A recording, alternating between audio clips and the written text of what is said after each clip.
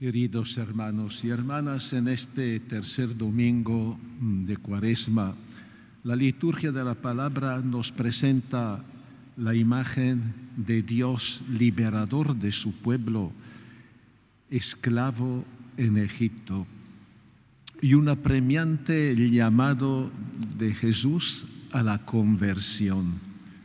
El pasaje del libro del Éxodo nos habla de la misión que Dios confía a Moisés en el desierto de Madián, donde él se había refugiado huyendo del faraón que lo perseguía por haber matado a un capataz egipcio.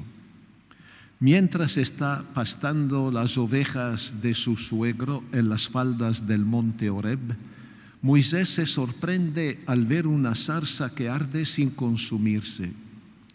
Al acercarse para averiguar ese extraño fenómeno, una voz lo llama por nombre y le ordena quitarse las sandalias y no acercarse, porque esa tierra es santa.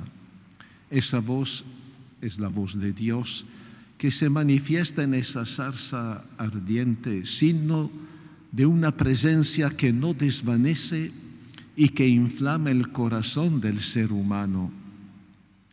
Mientras está a solas ante Dios en un encuentro impresionante que cambia por completo la vida de Moisés y también la vida del pueblo de Israel esclavo en Egipto, ha sido ese momento un encuentro con Dios que se da solo en una situación de libertad de tantas cosas que ocupan también nuestra interioridad, quitándonos las sandalias de la presunción y de la soberbia y presentándonos ante Él como sencillas criaturas suyas.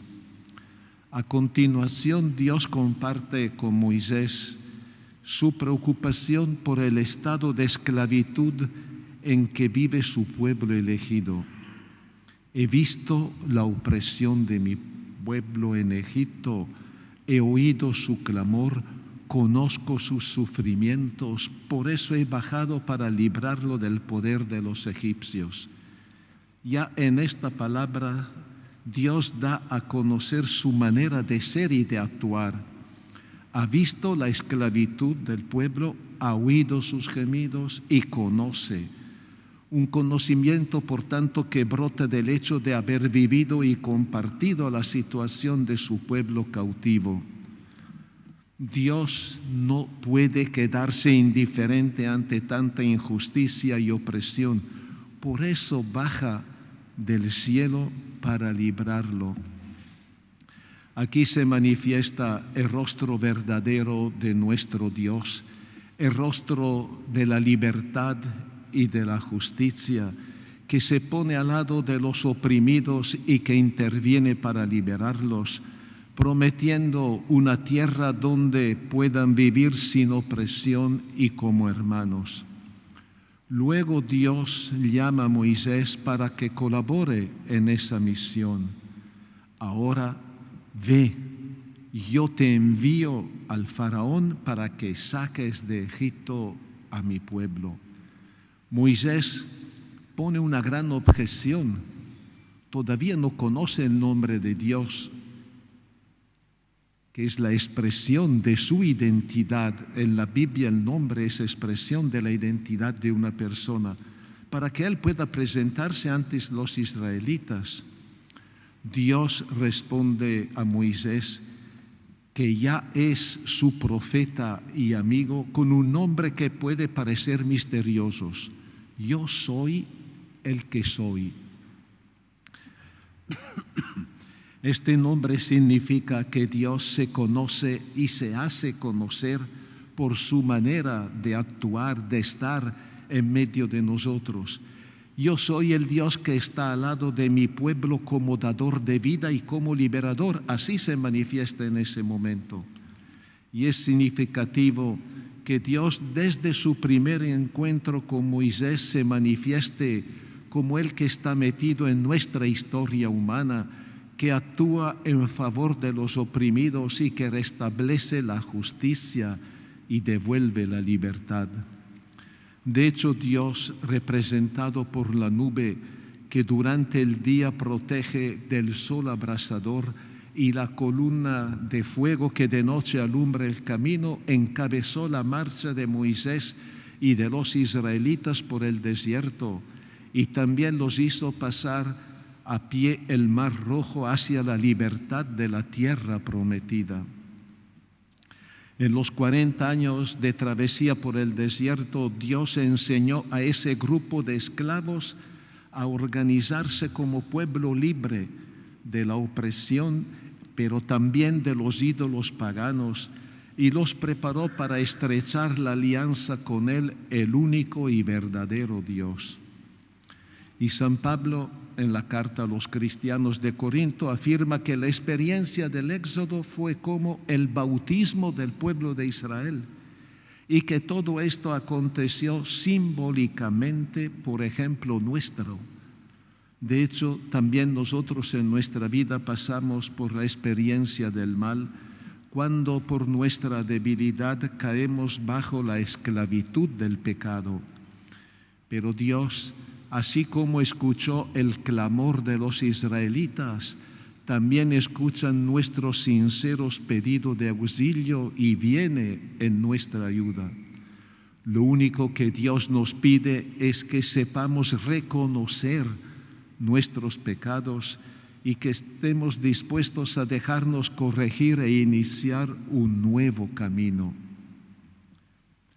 Es lo que Jesús pide en el Evangelio de hoy ante los comentarios de unas personas acerca de dos desgracias que habían conmocionado al pueblo judío. Jesús deja claro su posición. No hay relación entre esas tragedias y los posibles pecados de las víctimas. ¿Creen ustedes que esas personas sufrieron todo esto porque eran más pecadores? Les aseguro que no. De esta manera, Jesús rechaza la imagen que persiste todavía hoy en tantas personas de un Dios vengativo que castiga a los que caen en el pecado. Por cierto, nuestra mente humana no encuentra una razón al porqué de la muerte de inocentes, de la maldad humana, de las desgracias provocadas por fenómenos naturales y de tantos otros males. No nos resignamos y a menudo nuestra fe entra en crisis y hasta llegamos a cuestionar a Dios. ¿Por qué permites tanto dolor, sufrimiento y muerte? Por cierto, el mal y la muerte están relacionados en forma misteriosa con el pecado. Sin embargo, nuestra vida, nuestro destino no escapa de las manos de Dios, porque Él en Jesucristo ha hecho de nuestro mal un lugar de salvación, como dice San Pablo en la carta a los cristianos de Roma: donde abundó el pecado, sobreabundó la gracia. Donde abundó el pecado, sobreabundó la gracia. En el pensamiento de Dios, el sufrimiento de por sí no es un mal.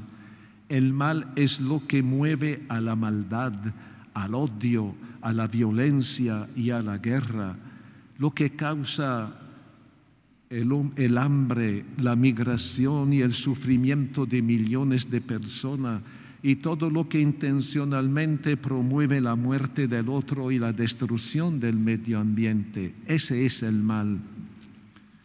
Hermanos y hermanas, hoy la palabra de Dios nos llama a ver lo que pasa en nuestra existencia desde la mirada del Padre que nos ama y que nos quiere salvar, a ir a lo más profundo de nuestro ser y discernir cuál es la verdadera motivación de nuestro ser, de nuestra vida y de lo que pasa en el mundo.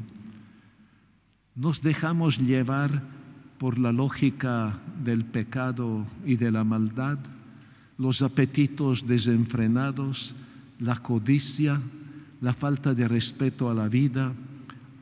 Estas actitudes nos juzgan y condenan y pueden producir un enlace peor que si nos cayera encima una desgracia. O nos mueve la lógica del creyente que vive según el criterio de Jesús, en constante actitud de producir buenos frutos, como nos indica la parábola de la higuera y el labrador.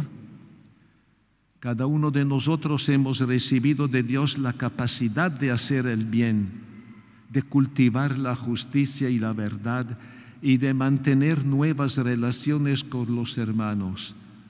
Por eso el Señor, dueño de la higuera que somos nosotros, un día nos va a pedir la cuenta de nuestros frutos. Jesús hoy nos suplica convertirnos para que no caigamos víctimas de nuestros propios errores y que optemos por el reino de Dios, el plan de salvación para la humanidad entera y el universo creado. Acojamos su invitación y trabajemos para desterrar todo lo que destruye la vida, lo que divide y humilla, que enfrenta y somete al ser humano, y renovemos nuestro compromiso en favor de la vida, el amor, la libertad y la verdad, la justicia y la paz.